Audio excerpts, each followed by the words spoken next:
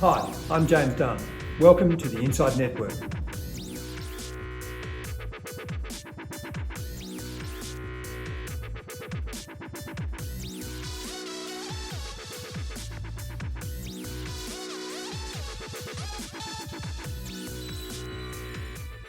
Welcome to INDepth, and my guest is seasoned investment professional David Brown, in between roles at the moment, David, but it's a pleasure to have you on.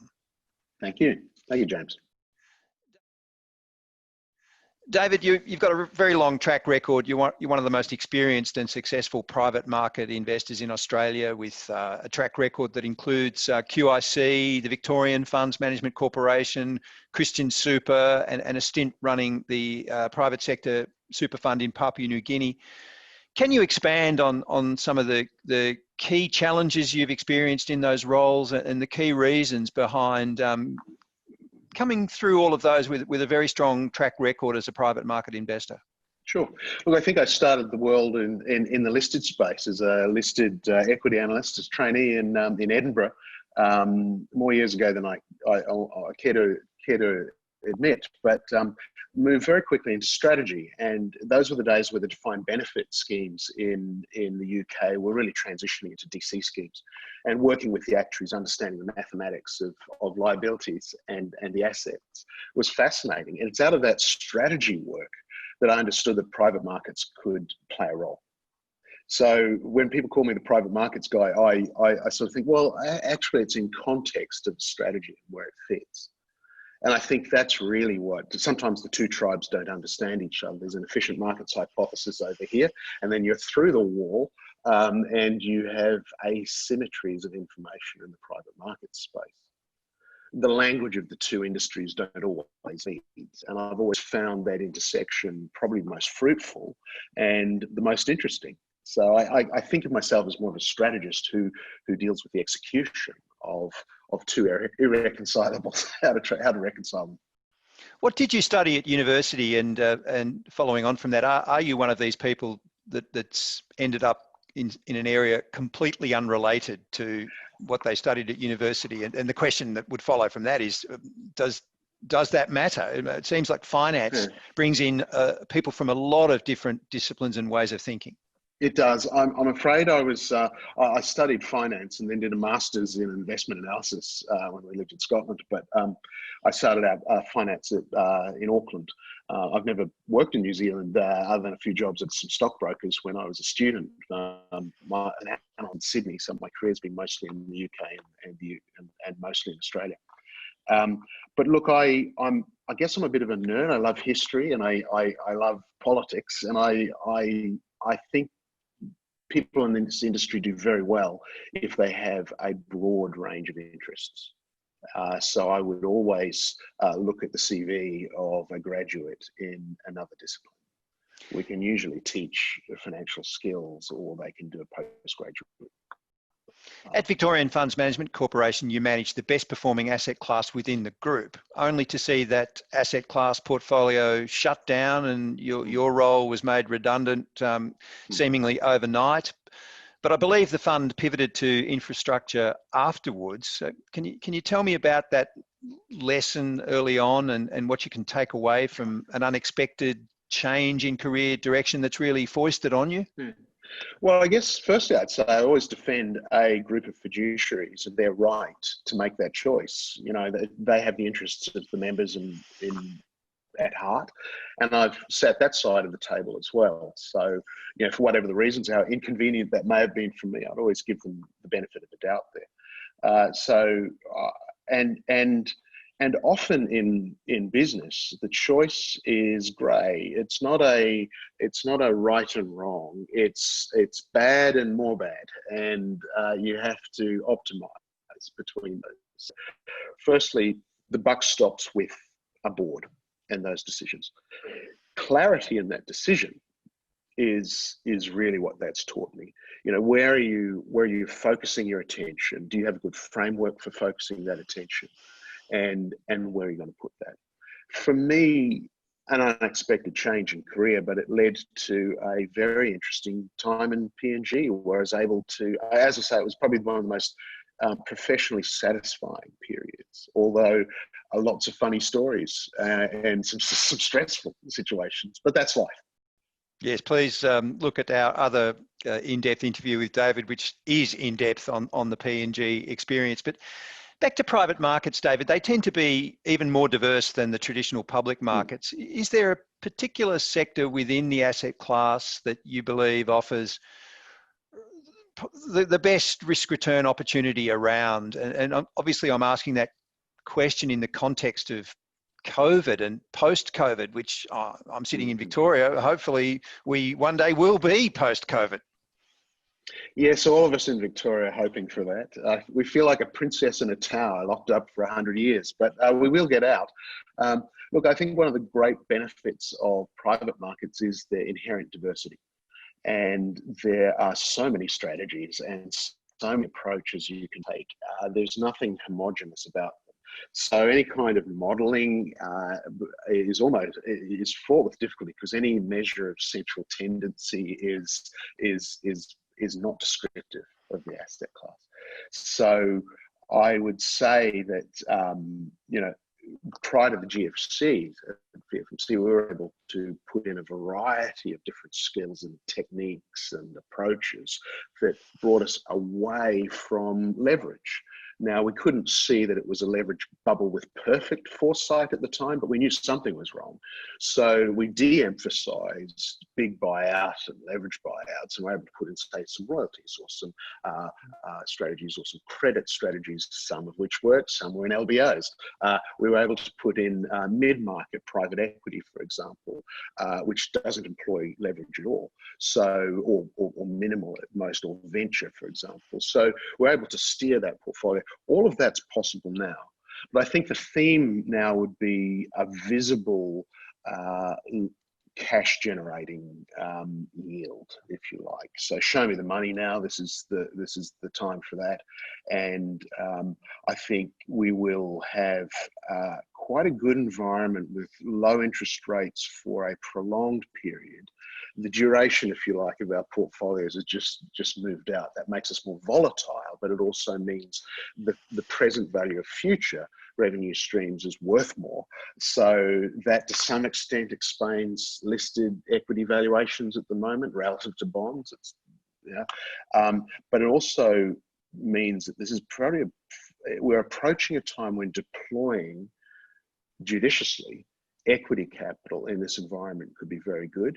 In the medium term, I would be focusing on debt, on private debt, working in that part of the capital structure. When you buy listed assets, it's just a transfer of the same capital structure between two unrelated parties who have nothing to do with the actual workings. When you're in private markets, you are through that curtain, and your very presence changes the fundamental capital structure or the business plan or of the entity itself. So it's highly interventionist, very active, and the risks are different in that context, but the opportunities are equally diverse and valuable. So private credit, and down the track, some good opportunities in private equity. Australian institutions and wholesale investors remain underweight to private markets on global comparisons. Do you see this gap closing in coming years? And does that require policy settings? And if so, what needs to change? I would say it's unlikely to close. We are basically a DC system here in our superannuation system, and early release of super has just changed the landscape for us. So liquidity and pricing availability, price discovery on a daily basis is important. So I think that's going to be a natural limit to the amount of illiquidity or private markets we can always have. But when you look outside of that to some of the endowment style funds, such as the future funds, a good example, they have a lot more in private markets. That just makes sense to me.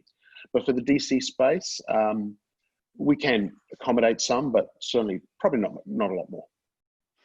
Fee compression is a growing issue in all areas of financial markets, but private assets really stand out as one of the few sectors that have successfully fought against this trend. So is that premium, the fee premium, warranted? And what sets private market managers apart in their ability to deliver outperformance? Because hopefully they are, if they're retaining their a higher fee structure. Well, the answer is that it's justified for some, and it is a highly active, high touch asset class. There's no such thing as fire and forget, if you like. It requires people, it requires a lot of internal systems, a lot of internal reporting, and that is costly. So that's number one reason why they're expensive asset classes. Number two is that persistence of performance does exist. You are in an environment where there's no such thing as a perfect market. There actually asymmetrical information is available. And for that reason, you have a learned skill where experience does count. It's one of the few things in life where a few grey hairs do count. You learn those techniques probably from your mistakes in the past. And that means that there's a persistence. Academic research has shown that an outperforming private equity manager has a higher likelihood of continuing to outperform. There's not the mean reversion that we see in active alpha in the listed space in perfect markets. So yes, you'd pay up for that, wouldn't you? The risk, the fee, the reward per fee is available for those that you can identify. So you spend your time identifying that and working on that. Particularly if there is persistence, which is the holy grail, I mean, in all asset classes. Absolutely, and there's strong evidence that for some there is persistence. The issue there is identifying that relatively simple, but access. So access points, it's interesting, if you're in the listed space and you're a large super fund in Australia, the whole world is falling over themselves to come and talk to you. And you know, that can change your mentality. You end up trying to talk to those people with persistence, and that's a very different posture. I'm not sure investment committees always understand the difference in approach there. Certainly they do if it's explained and rational, but if you're approaching it with the same sort of posture that you do to the listed markets, you probably won't implement a good private markets program. So do you have any final insights you could offer to investors seeking allocations to private markets or seeking to increase their allocations to private markets in the coming years? I think Eleanor Roosevelt said, life is like a parachute. You get one chance of getting it right. And I think that's true of private markets. It takes a long time. The gestation period's a while. It takes a while to figure out, were you correct? And perhaps that person's moved on from the organization. But there are relatively practiced industry standard ways of doing that and doing it well. And I would spend a lot of time thinking about how you approach the market, how you identify and gain access, your access point, your vehicle, your legal structure. You can have a great investment, but if it's delivered in the wrong legal structure, it won't be. Not all jars are filled with what's on the label. It's interesting you mentioned about the future fund, David, because it was a lot of people don't realise or have forgotten that it was very fortuitous for them to be opening for investment when they were, and it was a set date, and yet when they opened for investment, they were one of the few institutions in the world with capital to deploy, and they got into some strategies that hitherto they would not have been able to get into because of the need for capital. Yes, but that there's an element of luck in all of life, isn't there? But look, they've continued to do very well, so I wouldn't take anything away from that well-started process. But yes, the practical constraints of how to deploy money in crises is quite important. I remember during the GFC, for example, we had, and we've had that in March of this year as well, where listed valuations were were at an extremely cheap. And yet the private guys, there was a fear that they would call. So we were actually selling undervalued listed to fund potentially overvalued private. And then you see that the time horizon for the decisions was out of kilter with each other. On a 3-month view, I'd favour the listed space. On a 3-year view, I'd favour the private space. How do you reconcile that in a strategy committee? Those real world implementation and execution issues are not always well understood, compounded by problems of the plumbing within some funds when you have to issue a redemption order from this manager and move it over here, and you don't have a central desk to be able to shift that around.